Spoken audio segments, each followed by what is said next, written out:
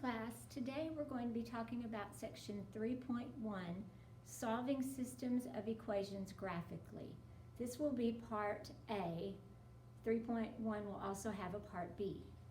So to solve systems graphically, first of all, a system of equations is two or more equations with the same variables. You can solve a system of linear equations by using a table or by graphing the equations on the same coordinate line. If the lines intersect, the solution is the point of intersection. So you can see down here where the two lines intersect, it's a point of intersection. The following chart summarizes the possibilities for graphs of two linear equations in two variables. So if the lines intersect, as they do in this example, then the equation is classified as consistent and independent.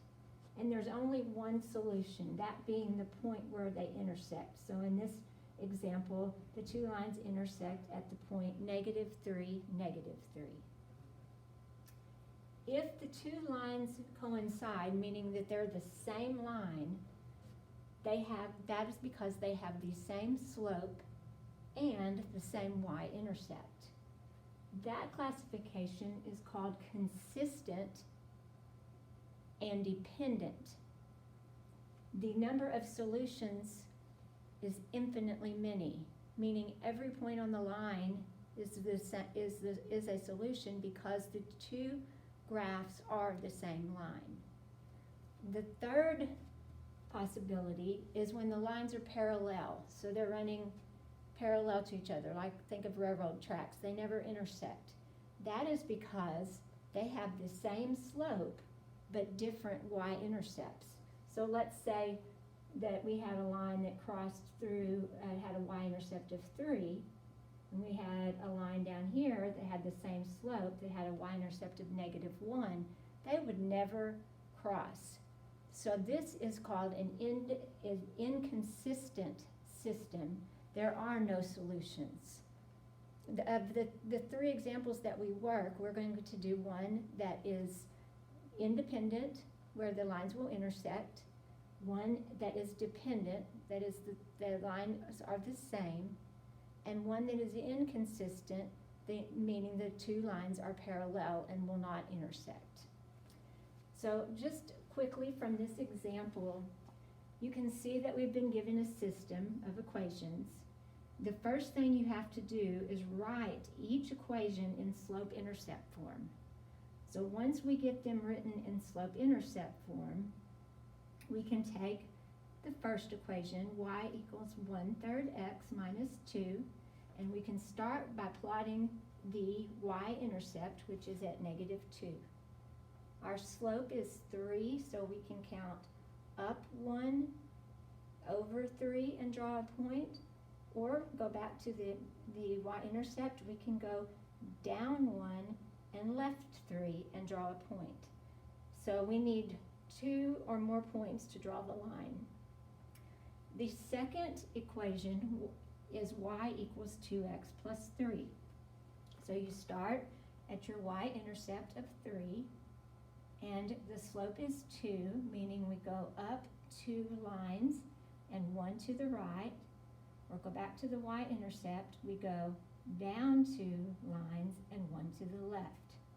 So you want to extend your lines far enough so you can see the point of intersection, and that point is the solution to the equation, or to the system of equations, excuse me, and again that was -3, -3. So let's try a couple of examples.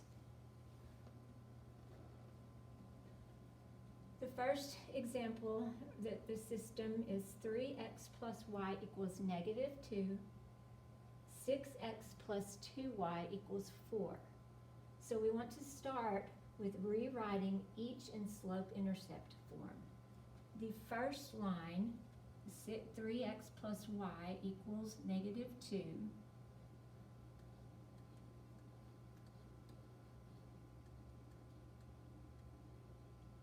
The only thing we need to do here is to subtract the 3x from both sides.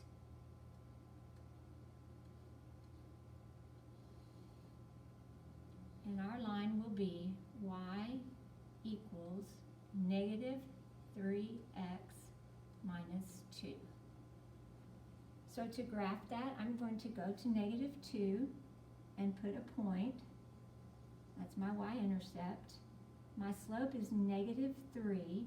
You can see I can't really go down 1, 2, 3, and 1 to the left. I would be off the graph, basically.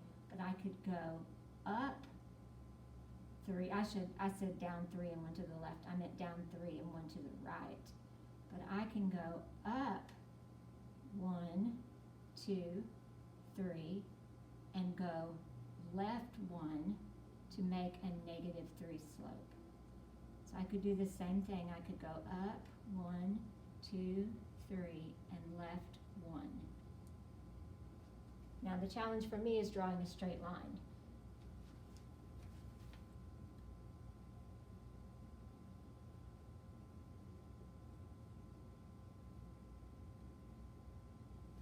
Okay, there's our first equation. For the second equation, 6x plus 2y equals 4. I think I'm going to use some space up here first because I'm going to run out of room right here. So I'm going to start with subtracting 6x from both sides. And that will leave me with 2y equals negative 6x plus 4. I'm going to divide everything by 2. And then I'm going to write my line right here. Y will equal negative 3x plus 2. So your slopes are going to be the same. When we graph the second line, you will notice that the lines are parallel. And so we will classify accordingly. So I'm going to put my y-intercept at 2.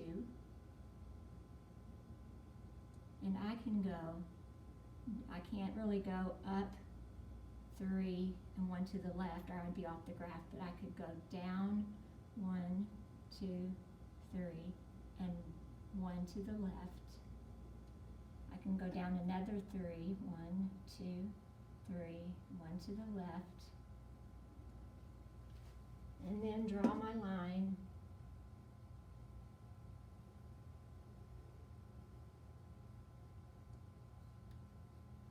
So see how the lines are parallel, they're not going to intersect. So here's our how we identify and classify the equation.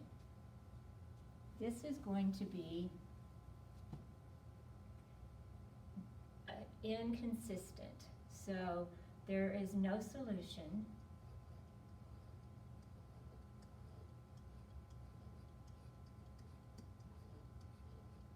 And I'm going to put an I in for inconsistent.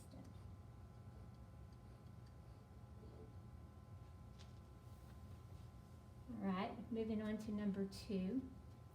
We'll start with the first equation. 2x minus y equals 3. So I'm going to rewrite that. I'm going to subtract a 2x from both sides.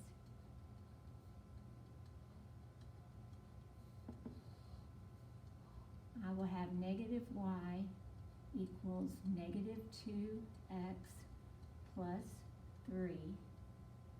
I'm going to divide everything by negative 1 to solve for y. Y equals 2x minus 3.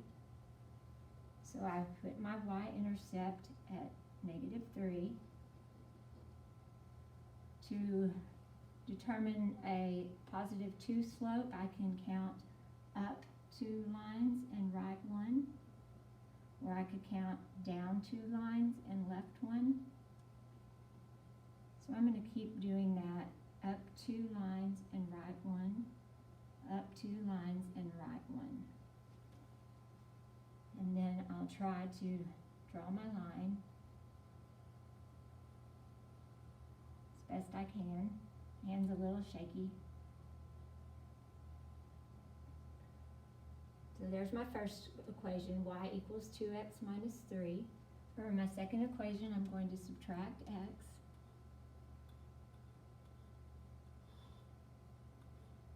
That will give me 2y equals negative x plus 4. I'm going to divide everything by 2. Sorry, I'm having to squeeze it in.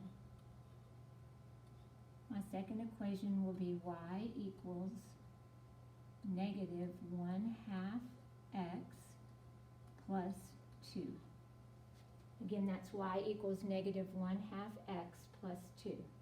So I go to positive 2, put a point, okay, and my slope is negative, so I can go up 1 and left 2, or I can go down 1 and right 2, and look, you'll see we just hit the point.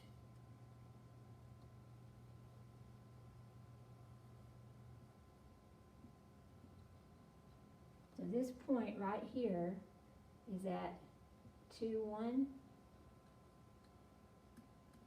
That's the solution to the system. So in other words, if I plugged in a 2 for x and a 1 for y, this would give me 3. If I put a 2 for x and a 1 for y, this would give me 4. That's why it's the solution to the system. So I'm going to write the ordered pair, 2, 1. This is independent and consistent, so I'm going to write IC. It's independent and consistent because those are two separate lines, so they're independent of one another. It's a consistent system because it has a solution. All right, on the third one, I'll rewrite the first equation, 4x plus y equals negative 2. I'll subtract 4x from both sides.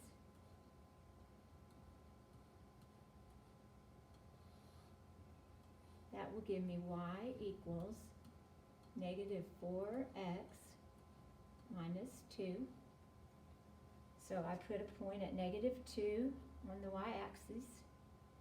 I can go up 4, 1, 2, 3, 4, and left 1 to give me a negative slope, a negative 4 slope, excuse me.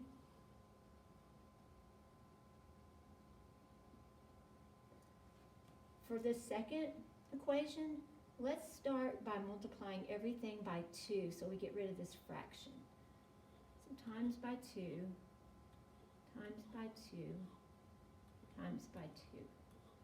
That will give me 4x plus y equals negative 2.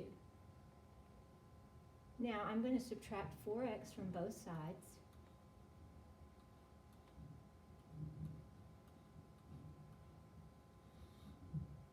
And then let me just bring it down here.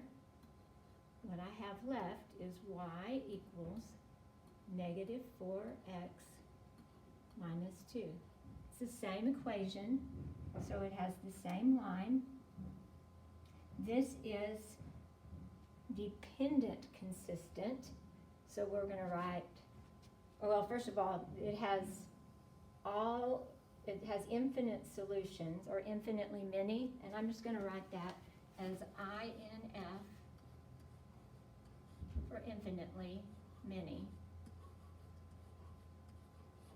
And this is a dependent solution, or dependent consistent solution. The lines are dependent because they are the same, but it is consistent because it does have solutions. So any numbers you put in for x and y into both equations will always yield the same outcomes. That means that they are dependent and consistent. Okay, that's it for part A. I'll see you shortly for part B.